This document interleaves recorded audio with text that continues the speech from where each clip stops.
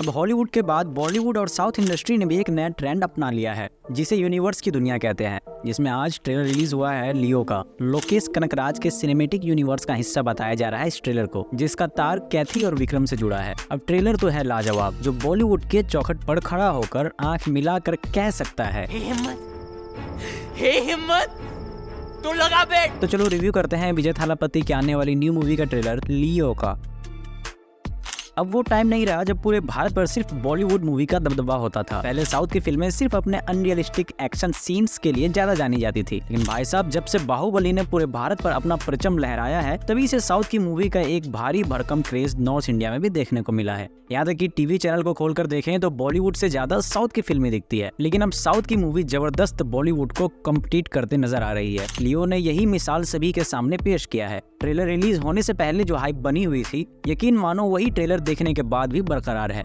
लगभग 3 मिनट का ट्रेलर है, लेकिन ट्रेलर को ऐसे काटा गया है कि पूरे 2 मिनट 43 सेकंड के ट्रेलर में यह ढूंढते रह जाओगे कि कुछ तो कहानी का आइडिया मिले, लेकिन ट्रेलर खत्म हो जाएगा और एहसास होगा खत्म हो गया, कुछ तो पता ही नहीं चला। तो भाई यही है इस ट्रेलर की कामयाबी, जो आपको खींच कर सिनेमा हॉल तक लेकर जाएगी। तो ट्रेलर फुल पास्ट और प्रेजेंट का खेल खेलते नजर आ रही है।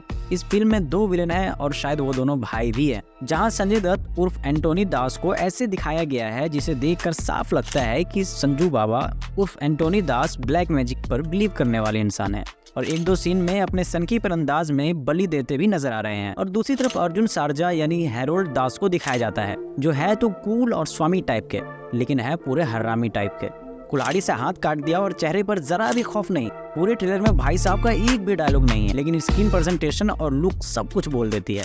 और तीसरी तरफ है फिल्म के लीड कैरेक्टर लियो दास उर्फ विजय थालापति, जिसका विलन के साथ चचेरा फुफेरा कोई तो रिश्ता है, और दोनों विलन थालापति के खून के प्यासे हैं। लेकिन थालापति अपना सब पास्ट वास्ट भूल कर जी रहे हैं अपना हैप्पी लाइफ, और है एक बेकरी के मालिक। लेकिन ये बात तो सब जानते हैं कि पास्ट तो भुला ही नहीं भूलता।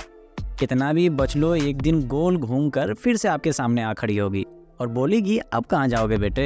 लेकिन आपके पास कोई चॉइस नहीं है सिवाय फाइट मारने के। और यहाँ विजय थालापति का पास्ट उसके प्रेजेंट हैप्पी लाइफ का दुश्मन बन चुकी है। लेकिन जब बात अपने पर आती है, छोड़ देता हूँ, मेरे भाई पे आती तो मैं फोड़ देता हूँ। लेकिन यहाँ बात परिवार पर आ चुकी है, और थोड़ा पिटाई विटाई खाने के बाद बेबसी से लड़ने वाले विजय का हो जाता है पास्ट मोड एक्टिव और जग जाता है बैड एस मैन। फिर दिखता है धमाका, लकड़बग्गे के साथ लड़ने वाला सीन। फिर जाता है सीन पास्ट में और दिखाया जाता है हैरोल्ड दास की जवानी का लुक, जहाँ वे किसी को जलाते नजर आ रहे हैं, लेकिन मुंह से अभी तक एक वर्ड तक नहीं निकला है भाई के। लेकिन इस ट्रेलर में थालापति एक डायलॉग बोलते दिखाई देते हैं, और डायलॉग ये था कि वो मेरे जैसा दिखता है तो मेरा क्या कसूर। और यहीं पे ट्रेलर खत्म होता है और दिखाया जाता है विजय का एक यंगर लुक। हो सकता है कि डबल रोल का भी तड़का हो।